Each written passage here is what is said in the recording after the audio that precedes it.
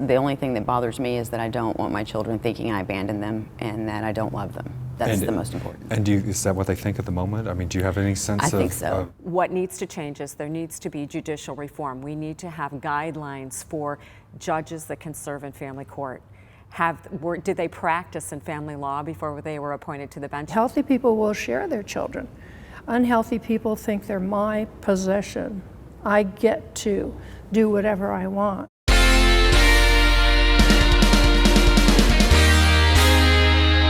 We continue to get more response to the parental alienation shows than almost anything we've done. So today we take another look at the subject. Two women share their stories of why they are not able to see their children today and how the system failed to help them gain access. And later in the show, Dr. Jayne Major, founder of Breakthrough Parenting Services, warns us about the devastating effects studies show parental alienation can have on future generations. But up first, Amy Boyer from Amarillo, Texas. Very nice to meet you, Amy. Nice to meet you. Thank you for having me. Thank you for coming here from Texas, I should say, by the way. But you were married about a year. That's correct. And got a divorce, and you don't see your kids today? I haven't seen them in a year as of right now. So as soon as the divorce took place? We've been divorced actually about 4 years. Oh, it's been 4 years, I Yes. see, okay. Okay. So the battle's been going on all this time. And you have two? Two boys. Two boys. 5 and 6. Okay. And so what happened? How did you? Well, we separated pretty violently. After that, he gained custody of the children at the temporary hearing, and that was pretty much it. After that, it's been an uphill battle ever since then. So he has sole custody? It's supposed to be joint managing conservators, which means we're supposed to share in everything, but that hasn't happened.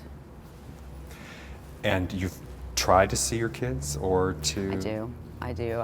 I've watched him from across the street. I've gone to his house. I've called. My mother's called. Things like that, to no avail, unfortunately. And you've spent a lot of money on this? A lot of money. Probably upwards of about $15,000 right now at this point, and it's getting worse. And have the attorneys been able to help? No, not really. I've had 4 attorneys up to this point, and they just don't seem to be able to make their way around the procedures, I guess, as far as getting the actual realization that I'm not seeing the children. Everything's done on a very corporate, I think, level, as far as the law procedures and the filing of the papers and the hearings and things like that, and that's been the worst part. So it's more about dotting the I's and crossing the T's and filing the paperwork instead of really concerned for whether or not you can. Well, because I hear this a lot. A lot of people feel frustration either against attorneys or the legal system, from all the email we get on this subject from people, and it sounds like you're one of those examples.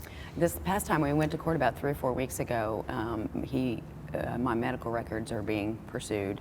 The fact that I hadn't seen my children was not brought up at all, which I thought was very astonishing. It was not an evidentiary hearing, I assume. That's what my attorney told me, and it took about 7 minutes, and that was it. Now, one thing, we had talked to Dr. Major, who will be on the show later, and she had said that often in these cases there will be a psych evaluation of all the parties involved, but that hasn't happened? No, there's been plenty of psych evaluations of me. However, none of the children, the step-parents, nothing. And you feel that in the community it's a problem in the sense that it's a small town kind of atmosphere where everybody knows each other, and including maybe in the legal system? Oh yes, absolutely. I hate to use the term good old boy network, but unfortunately that's the way it seems to be panning out. It's not what you know, it's who you know.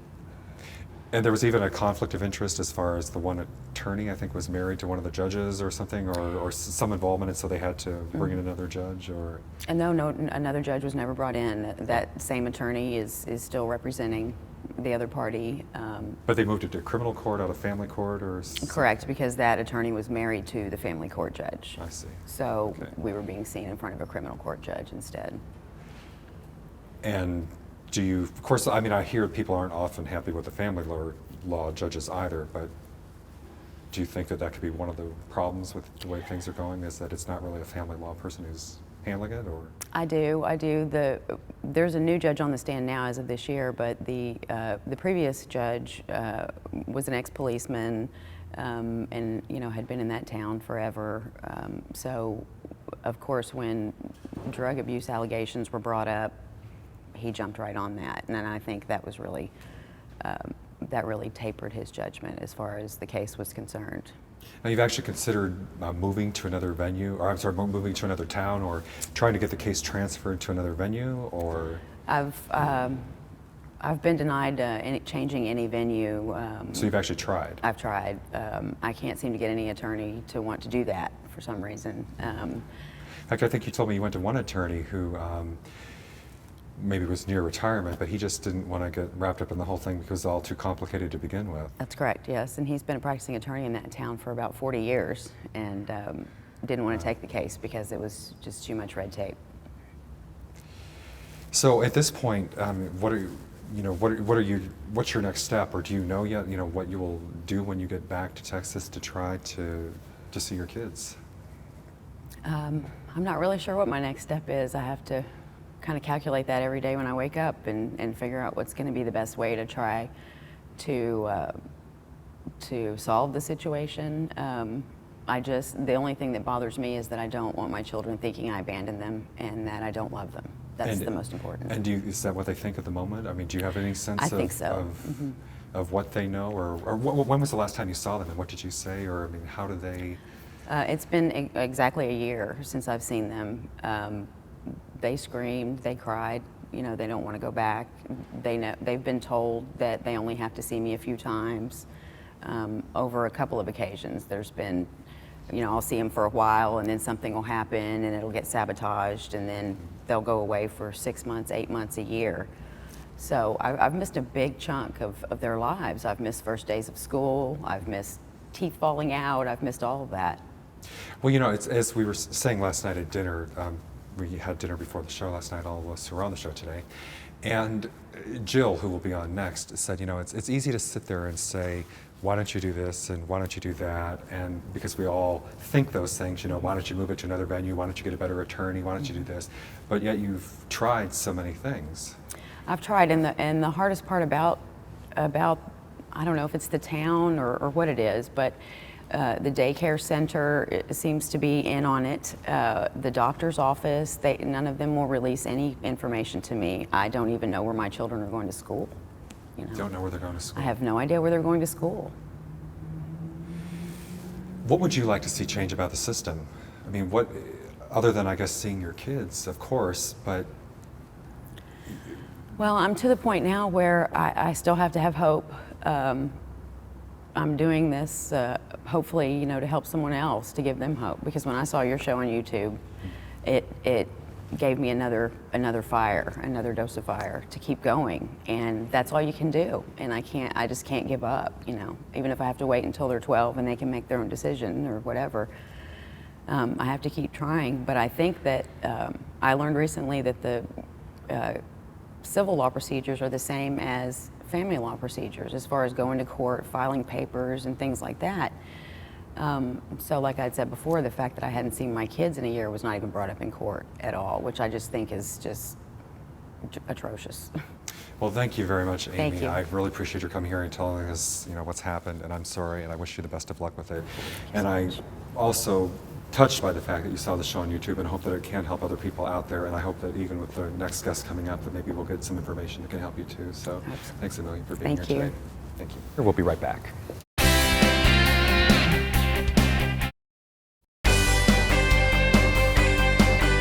And we are back. Joining me now is Jill Egizi. She's the author of The Look of Love. Pleasure to have you here today, Jill. Thank you so much, Gregory, for having me. Well, I think you heard this segment before with Amy, and actually you've experienced parental alienation yourself. I have. I am an alienated parent of 4 children and have been for the past 5 years. 5 years. And someday my children will come back to me. I know that. I have hope in that, and wait for that knock on the door.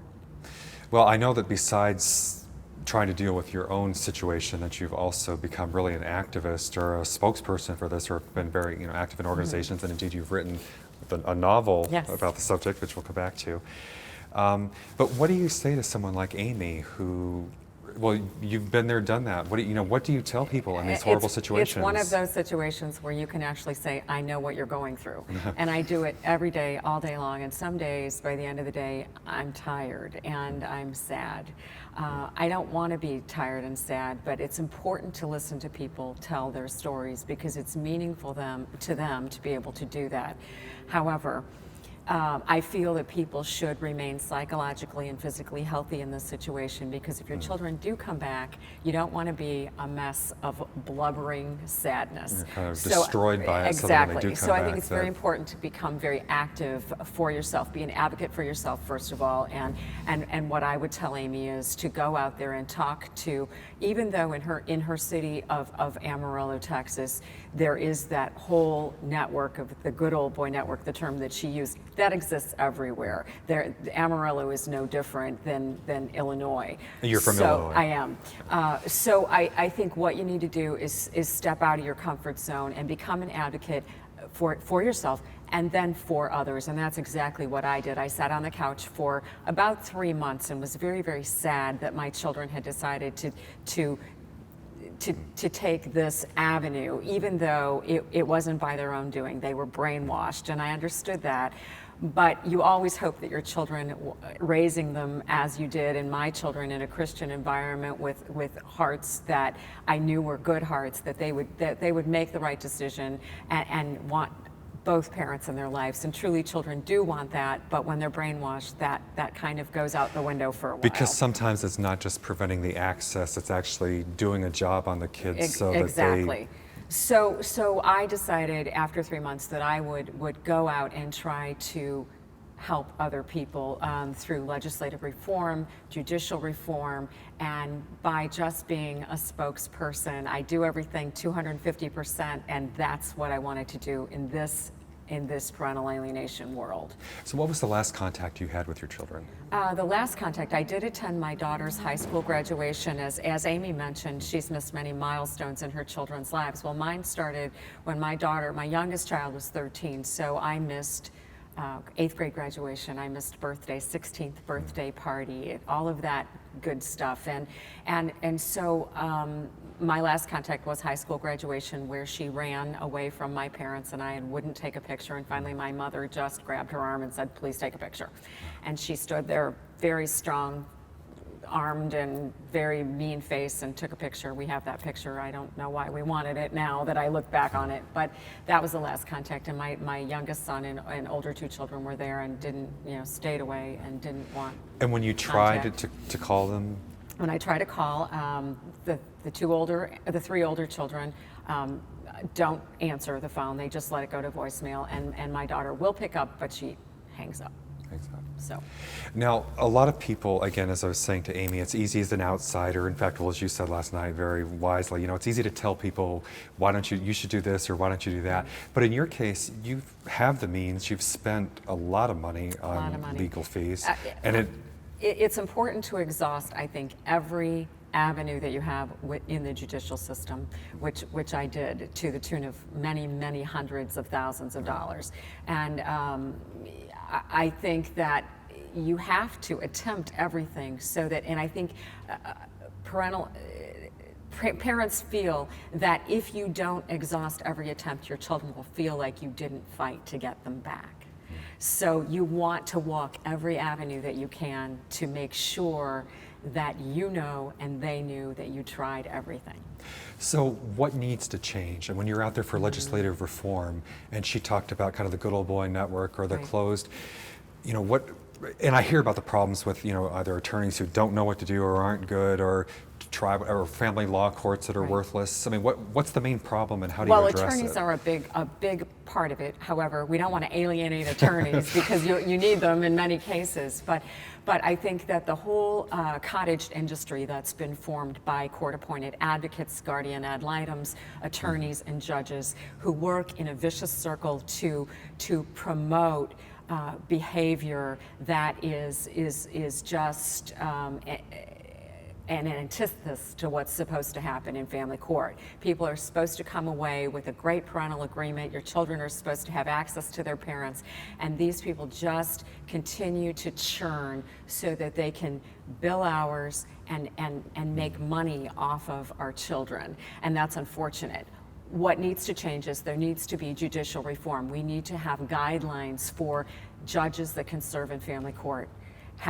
Did they practice in family law before they were appointed to the bench? You will find that many attorneys never even did a divorce before they were put onto So no a family real court experience bench. in Right, that no particular- experience.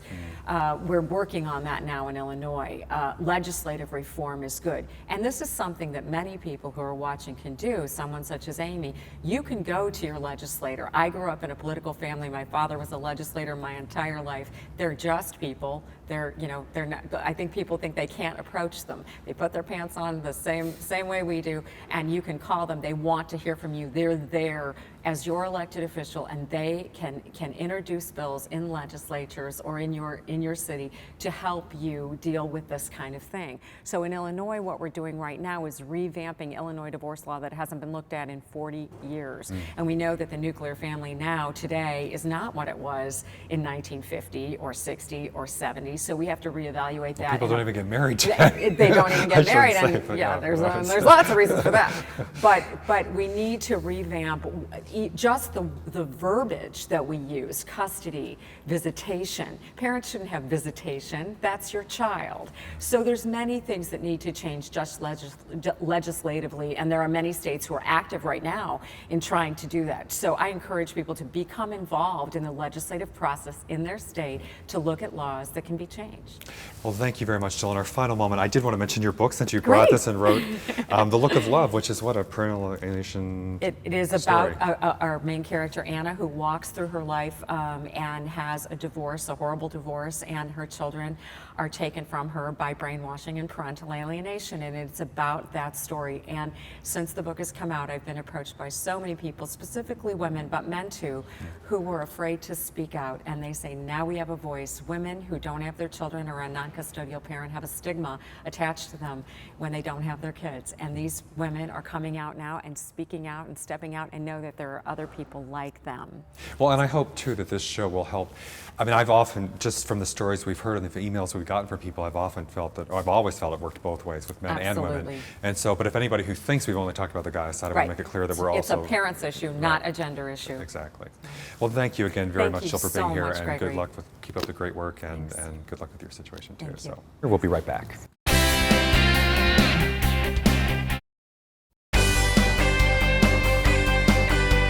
And we are back. Joining me one more time is Dr. Jayne Major, founder of Breakthrough Parenting Services. Pleasure as always to have Gregory, you on. good to see you, always ever. So I think this is the third or fourth time now we've done this. Yes, it is. And Fourth again, show. we get so many emails and comments about these shows. And I got an email today. I get today? emails virtually every day about that original show that Catherine and I did with you. There's such a need out there to know more about parental alienation. well, indeed, the two guests who contacted me today, and flew here from out of state, to Right. do the show. What would you say to them? Now, I hear two slightly different stories. I mean, the versions on a theme, but the one woman whose kids apparently want to see her but are denied access, and the other woman whose kids been kind of manipulated so that, or brainwashed into not wanting to see her. How do you- Children never choose to not see the other parent. That's never a choice of theirs. Parents think that they've been rejected, but underneath, I think that love is still there, the memories are still there, the connection is still there. But the alienator doesn't make it safe for the child to ever express any love or caring about the other parent. So children learn how to play, which side the butter's on kind of thing. And it would not be safe for them to go to challenge a lot of these very big personalities that are not healthy. Healthy people will share their children. Unhealthy people think they're my possession. I get to do whatever I want. That's why we need courts to be responsive to these cases. And that's what I was going to say, because what do you do when she's spent all the money, all the attorneys that you can hire, and still no success? Well, that happens to a good many people. They actually do lose their children, and we do hope that they'll come back in the future, and some do. But it's a terrible thing because it creates such a socially maladaptive environment for the children. They're growing up in what I call the culture of blame, where you have one parent blaming the other and the other parent blaming the other, and then that gets extended out to the family. It gets extended out to the into the courts, into the judicial system, into the attorneys. The whole family law system is one of who's to blame, and not what is the truth. What is the truth of the matter? And right, and you thought they were supposed to do what's good for the kids or the family or something, but That's it just a sounds slogan. like That's a principle, but it's not a reality. Doing what's best for the children, and you say studies show what this is really having a damaging effect on children or future generations. This is of great concern. There's a lot of new information and new research that of the people who do these kinds of things, there are many of them have personality disorders like narcissism, borderline, or other disorders, and that there is a huge rise in our culture overall, up to 21% of people who do have personality disorders. And these are people that don't ever think that I've done anything wrong. If there's something wrong, it's got to be your fault or their fault or whatever. It's never my fault. Children are growing up in this environment. We've had a 50% divorce rate for a good many years now. And what goes along with that too often is this culture of blame. You know, your father was all bad, he was horrible, your mother was worthless, your mother was, and this blaming, and it's infectious.